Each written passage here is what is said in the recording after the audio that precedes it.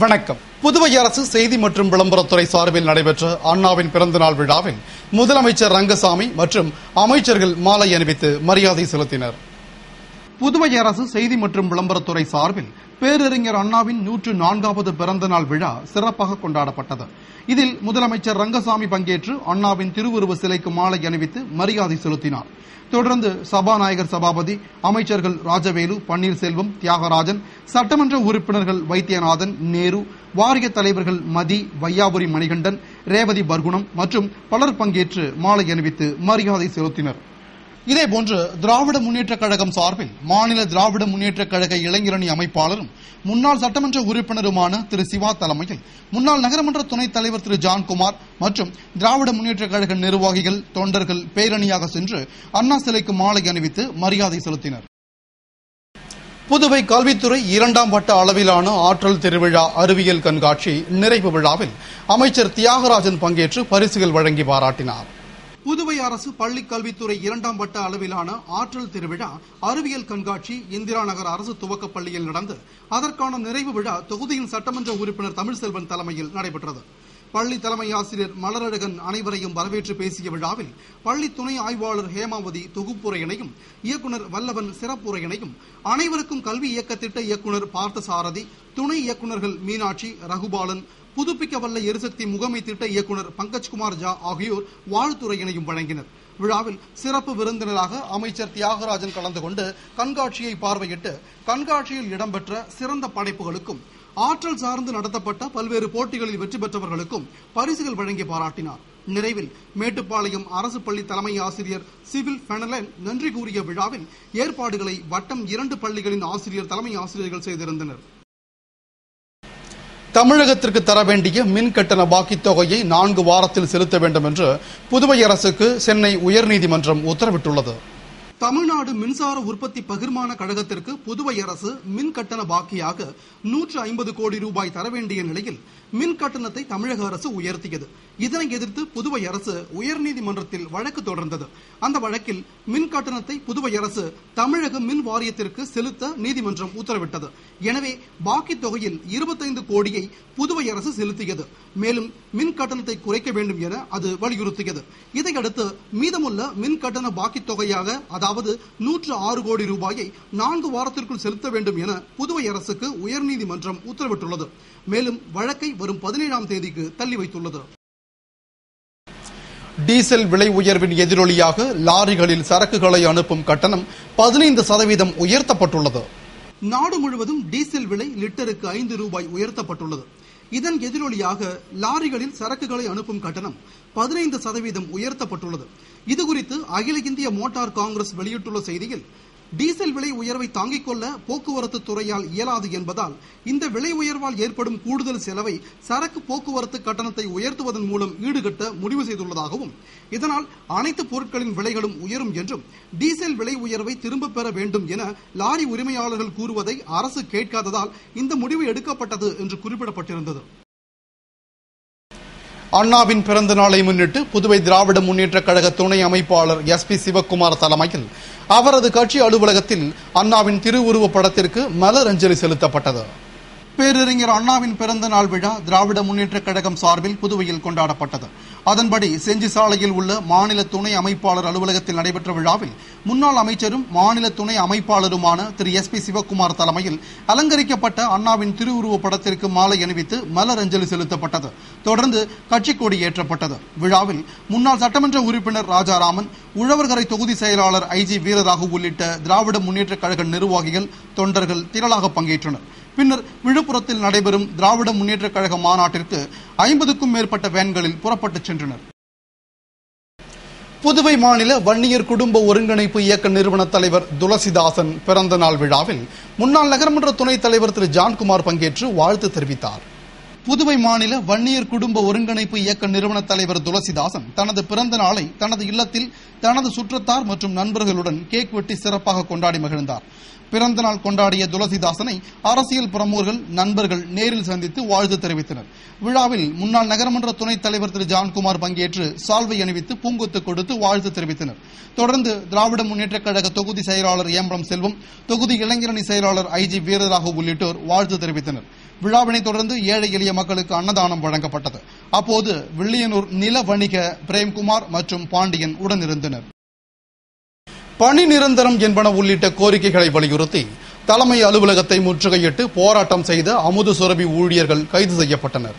புதுவை அமுத சுரபி நிர்வாகத்தில் 10 ஆண்டுகளுக்கு மேலாக பணியாற்றி வரும் 214 தினக்கூலி ஊழியர்களை பணி நிரந்தரம் செய்ய வேண்டும் என்பது போன்ற பல்வேறு கோரிக்கைகளை வலியுறுத்தி அமுத சுரபி ஊழியர்கள் தலைமை அலுவலகத்தை முற்றுகையிட்டு போராட்டம் நடத்தினர். முன்னதாக பேரணியாக புறப்பட்டு புசி வீதி, காந்தி வீதி வழியாக சென்று அலுவலகத்தை முற்றுகையிட்டனர். போராட்டத்தில் சம்மேளன நிர்வாகிகள் அனந்தராசன், பாலமோகனன், இளங்கோவன், புகழேந்தி உள்ளிட்டோர் பங்கேற்று உரையாற்றினர். போராட்டத்தில் ஈடுபட்ட ஊழியர்களை போலீசார் கைது செய்தனர். இந்த போராட்டத்தில் பெட்ரோல் பங்க், மருந்தகம், துணிப்பிரிவு, வீட்டு உபயோகப் பொருட்கள், பிளாஸ்டிக் பொருட்கள் உள்ளிட்ட விற்பனை பிரிவுகளில் வியாபாரம் பாதிக்கப்பட்டது. புதுவையில் 3 அரசு உயர் அதிகாரிகளுக்கு கூடுதல் செயலாளர்களாக பதவி உயர்வு அளித்து ஆளுநர் இக்பால் சிங் உத்தரவு பிறப்பித்துள்ளார். புதுவை அரசு பணிகளில் உள்ள 3 அரசு உயர் அதிகாரிகள் கூடுதல் செயலாளர்களாக பதவி உயர்வு பெற்றுள்ளனர். அதன்படி மாவட்ட வளர்ச்சி முகமையின் திட்ட அதிகாரி ரவி பிரகாஷ், புதுவை கதர் கிராம தொழில் வாரிய முதன்மை செயல் அதிகாரி சுமிதா, உள்துறை இணை செயலாளர் பங்கஜ்குமார் ஜா ஆகிய 3 பேரும் கூடுதல் செயலாளர்களாக பதவி உயர்வு பெற்றுள்ளனர். இதற்கான ஆணையை ஆளுநர் இக்பால் சிங் உத்தரவுப்படி தலைமை செயலர் சத்யவதி பிறப்பித்துள்ளார். சில்லறை வணிகத்தில் 51% நேரடி அந்நிய முதலீட்டை அனுமதிப்பது என மத்திய அமைச்சரவை அதிரடி முடிவெடுத்துள்ளது. சில்லறை வர்த்தகத்தில் நேரடி அந்நிய முதலீட்டை அனுமதிப்பது என்று கடந்த ஆண்டு நவம்பர் மாதத்தில் மத்திய அரசு முடிவு செய்தது. இதனை எதிர்த்து பல்வேறு கட்சியினரும் பொதுமக்களும் நாடு முழுவதும் போராட்டங்கள் நடத்தியதால் அந்த விவகாரம் கிடப்பில் போடப்பட்ட நிலையில் சில்லறை வர்த்தகத்தில் 51% அளவிற்கு நேரடி அந்நிய முதலீட்டை அனுமதிப்பது என மத்திய அமைச்சரவை முடிவு செய்துள்ளது. இதுகுறித்து பிரதமர் மன்மோகன் சிங் கூறுகையில், நாட்டில் மிகப்பெரிய சீர்திருத்தம் செய்வதற்கான நேரம் வந்துவிட்டது. எனவே போராட்டங்களை எதிர்கொள்ள வேண்டிய நேரம் இது என்று கூறினார். மத்திய தொழில் மற்றும் வர்த்தகத்துறை அமைச்சர் கூறுகையில், இந்த கொள்கையை அமல்படுத்தும் அதிகாரம் மாநில அரசுகளுக்கு அளிக்கப்படுகிறது. 51% அந்நிய முதலீட்டை விரும்பாத மாநிலங்கள் இதை அமல்படுத்த வேண்டியதில்லை. ஆனால் இதனை அமல்படுத்தினால் நாட்டில் வேலை வாய்ப்புகள் பெருகும், விவசாயிகளின் பொருட்களுக்கு உரிய விலை கிடைக்கும் என்பதால் வாழ்வு செழிக்கும் என்று கூறினார். வேத சிவாகமம் பயின்று தேர்ச்சி பெற்ற மாணவர்களுக்கு முதலமைச்சர் ரங்கசாமி பட்டம் வழங்கி பாராட்டினார். காரைக்காலில் அமைந்துள்ள ஸ்ரீமத் ஸ்ரீகண்ட சிவாச்சாரிய வேத சிவாகம வித்யாபீடத்தில் 15ஆம் ஆண்டு விழாவினை முன்னிட்டு 6 ஆண்டுகள் வேத சிவாகமம் பயின்று தேர்ச்சி பெற்ற மாணவர்களுக்கு பட்டம் வழங்கும் நிகழ்ச்சி வணிக வரித்துறை கருத்தரங்க வளாகத்தில் நடைபெற்றது.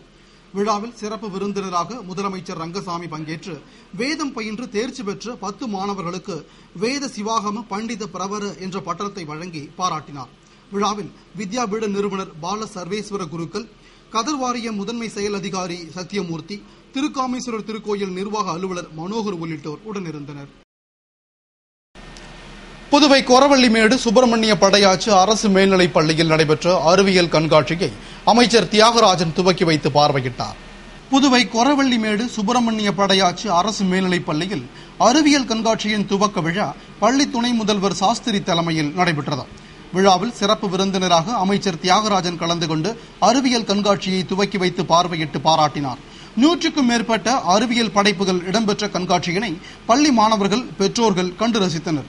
விழாவிற்கான ஏற்பாடுகளை அறிவியல் ஆசிரியர்கள் செய்திருந்தனர். கோரிக்கைகளை வலியுறுத்தி ரொட்டிப்பால் ஊழியர்கள் கல்வித்துறை முன்பு தர்ணா போராட்டத்தில் ஈடுபட்டனர்.